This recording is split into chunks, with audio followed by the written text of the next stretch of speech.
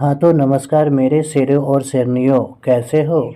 I hope आप लोग बहुत अच्छे होंगे और अपने पढ़ाई को अच्छे तरीके से कर रहे होंगे।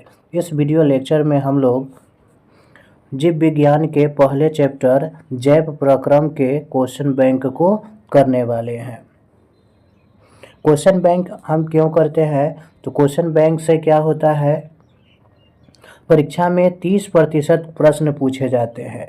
क्वेश्चन बैंक से परीक्षा में 30% प्रश्न पूछे जाते हैं, यानी कि अगर 100 अंक का प्रश्न है तो उसमें से 30 अंक के प्रश्न क्वेश्चन बैंक से पूछे जाते हैं। इसलिए हमें क्वेश्चन बैंक को पढ़ना चाहिए। तो चलिए वीडियो को शुरू करते हैं। वीडियो को शुरू करने से पहले आपसे एक छोटा सा प्यारा सा रिक्वेस्ट है कि आप चैनल को सब्सक्राइब कर दें, वीडियो को लाइक और शेयर भी कर दें, ताकि हर बच्चे तक इस वीडियो का लाभ पहुंच सके। तो हमारा पहला प्रश्न है, मनुष्य में कितने प्रकार के दांत होते हैं। मनुष्य में कितने प्रकार के दांत होते हैं, उनके नाम तथा कार्य लिखें। तो मनुष्य में 4 प्रकार के दांत होते हैं। मनुष्य में कितने प्रकार के दांत होते हैं, 4 प्रकार के होते हैं।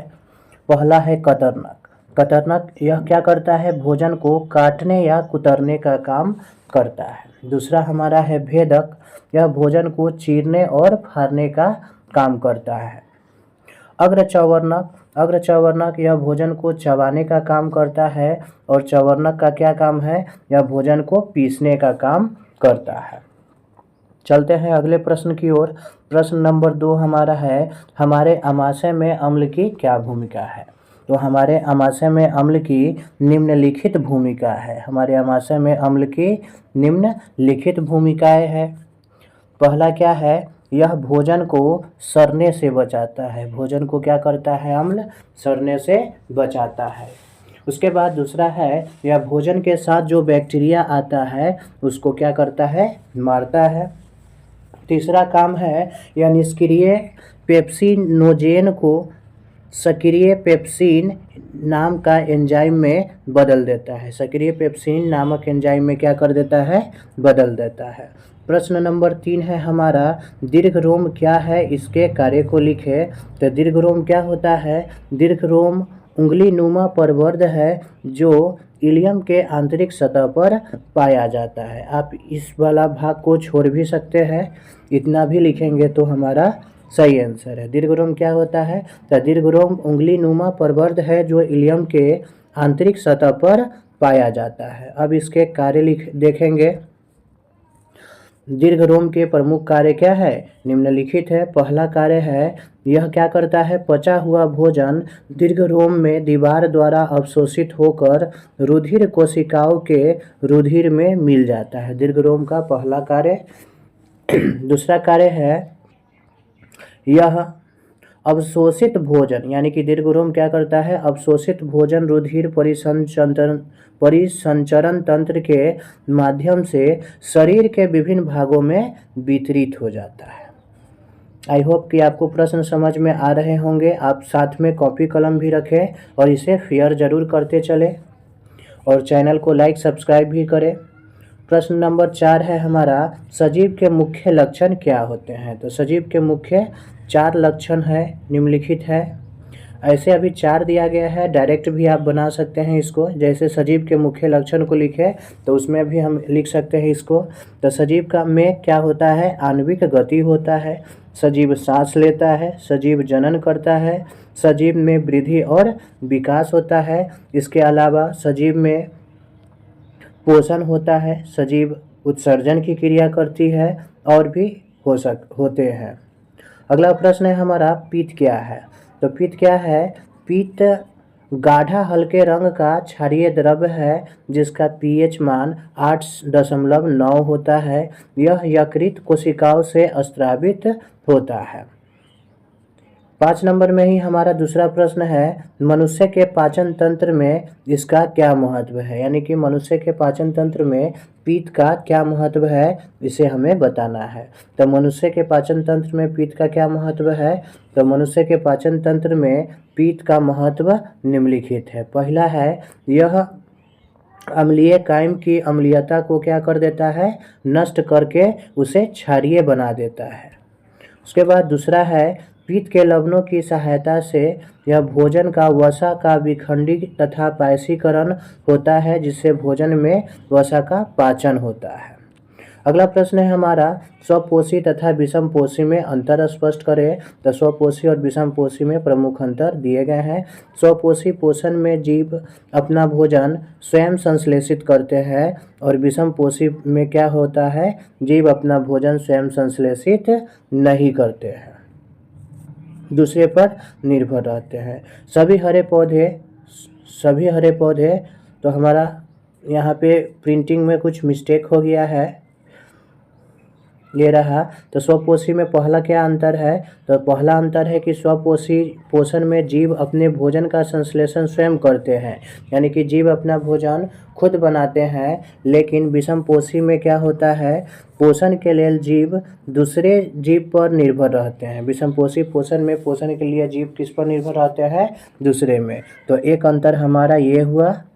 दूसरा अंतर है नीचे, सभी हरे पौधे, यहाँ पे बी लिख देंगे, सभी हरे पौधे में स्वपोषण पाया जाता है और सभी जीव जंतु में विषम पोषण पाया जाता है। हमारा प्रश्न नंबर 7 है, प्रकाश संश्लेषण क्या है। तो जिस प्रक्रिया द्वारा पौधे अपना भोजन तैयार करते हैं उस मूलभूत प्रक्रिया को क्या कहते हैं, प्रकाश संश्लेषण कहते हैं। फिर इसी प्रश्न में कह रहा है कि इस क्रिया का रासायनिक समीकरण लिखे। तो इस क्रिया का नीचे रासायनिक समीकरण आपको दिया गया है। अब है पाचक एंजाइम का क्या कार्य है। तो पाचक एंजाइम का प्रमुख कार्य है भोजन के अवयवों को क्या करना, पाचन करना। पाचक एंजाइम का प्रमुख कार्य भोजन के अवयवों का पाचन करना है। अब है कोशिका के 4 कोशिकांग का नाम लिखें। तो यहाँ पे तो 6 कोशिकांग का नाम दिया है, लेकिन परीक्षा में आपको जितना पूछे, 2 पूछे तो 2 लिखेंगे, 3 पूछे तो 3 लिखेंगे, 4 पूछे तो 4 लिखेंगे। फिलहाल आपको ये परीक्षा में 4 पूछा गया था तो 4 ही लिखेंगे। यहाँ पे 6 दिए हैं तो ऐसा ना कि 6 के 6 लिख देंगे। तो पहला है हमारा प्लाज्मा झिल्ली, दूसरा है कोशिका द्रव्य, तीसरा है राइबोसोम, चौथा है लवक और पांचवा है लाइसोसोम और छठा है केंद्रक। केंद्रक होगा, केंद्रका लिखा गया है, ये हमारा सही होगा केंद्रक। चलते हैं अगले प्रश्न की ओर। विषम पोषण से आप क्या समझते हैं। तो विषम पोषण में सभी जीव अपने भोजन के लिए दूसरे जीव पर निर्भर रहते हैं। सभी जीव जंतु विषम पोषी होते हैं, यानी कि इस पोषण में क्या होता है, जीव अपना भोजन खुद नहीं बनाता है, किसी दूसरे जीव पर निर्भर रहता है। अमाशय में पाचक रस की क्या भूमिका है। हमारा अगला प्रश्न है कि हमारे अमाशय में पाचक रस की क्या भूमिका है। पाचक मतलब हाइड्रोक्लोरिक अम्ल। तो यह क्या करता है, यह भोजन को सड़ने से बचाता है। यह भोजन के साथ आए क्या करता है, बैक्टीरिया को मारता है और यह निष्क्रिय पेप्सिनोजेन को सक्रिय पेप्सिन नामक एंजाइम में बदलता है। भोजन के पाचन द्वारा किस प्रकार की अभिक्रिया हमारे शरीर में होती है। जब भोजन के पाचन द्वारा हमारे शरीर में ऑक्सीकरण अभिक्रिया होती है। अगला प्रश्न है, हरित लवक के किस भाग में प्रकाश संश्लेषण की क्रिया होती है। तो हरित लवक के ग्रेना में प्रकाश संश्लेषण की क्रिया होती है। कोई वस्तु सजीव है, इसका निर्धारण करने के लिए आप किस मापदंड का उपयोग करेंगे। तो सजीव का जो लक्षण होता है उसी मापदंड का हम लोग क्या करेंगे, प्रयोग करेंगे। तो क्या लिखेंगे, कोई वस्तु सजीव है, इसका निर्धारण करने के लिए हम पोषण, श्वसन, परिवहन, उत्सर्जन, नियंत्रण और समन्वय तथा जनन जैसी क्रियाओं का मापदंड अपनाएंगे। यानी कि जिस जीव में पोषण, श्वसन, परिवहन, उत्सर्जन ये सभी क्रियाएं होंगी वे सभी जीव क्या होंगे, सजीव होंगे। और जिन जीवों में ये सारी क्रियाएं नहीं होंगी वे सारे के सारे जीव क्या हो जाएंगे, निर्जीव हो जाएंगे। खैर जीव होंगे तो निर्जीव तो होंगे नहीं। अब है प्रकाश संश्लेषण के लिए आवश्यक कच्ची सामग्री पौधे कहाँ से प्राप्त करते हैं। मोस्ट वीवीआई प्रश्न है, ये परीक्षा में बार बार पूछे जाते हैं। तो प्रकाश संश्लेषण के लिए आवश्यक कच्ची सामग्री पौधे, प्रकाश संश्लेषण प्रक्रिया के लिए पौधे कार्बन डाइऑक्साइड वायुमंडल से प्राप्त करते हैं, जल भूमि से प्राप्त करते हैं, सूर्य का प्रकाश सूर्य से और क्लोरोफिल पौधे की कोशिकाओं में उपस्थित हरित लवक से प्राप्त होते हैं। परपोषण किसे कहते हैं? वही जो विषम पोषी होता है उसी का ही दूसरा नाम आपका परपोषण है। तो इसमें भी क्या होता है, जीव भोजन के लिए दूसरे जीव पर निर्भर रहते हैं, जैसे कि मनुष्य हो गया, गाय हो गया, बंदर हो गया, ये सभी के सभी क्या है, परपोषी है। अगला प्रश्न है, जीवों के लिए पोषण अनिवार्य है, क्यों? तो जीवों के लिए पोषण क्यों अनिवार्य है? तो उपापचयी क्रियाओं के संचालन के लिए, आवश्यक ऊर्जा की आपूर्ति के लिए प्रत्येक जीव को जीव पर्याप्त पोषण की आवश्यकता होती है। मृतजीवी पोषण क्या है, उदाहरण सहित बताना है। तो मृतजीवी पोषण में जीव मृत जीवों के शरीर से अपना भोजन घुलित कार्बनिक पदार्थ के रूप में अपने शरीर की सतह से अवशोषित करते हैं। तो इसे क्या कहते हैं, मृतजीवी पोषण कहते हैं। गोबरछत्ता और बैक्टीरिया में मृतजीवी पोषण पाया जाता है, जो इसके क्या है, उदाहरण है। आशा करता हूँ कि आपको अति लघु उत्तरीय प्रश्न बहुत अच्छे तरीके से समझ में आया होगा। तो समझ में आया तो आप चैनल को सब्सक्राइब कर दें, वीडियो को लाइक और शेयर भी कर दें। इसी के साथ मैं आपसे विदा लेना चाहता हूँ। धन्यवाद।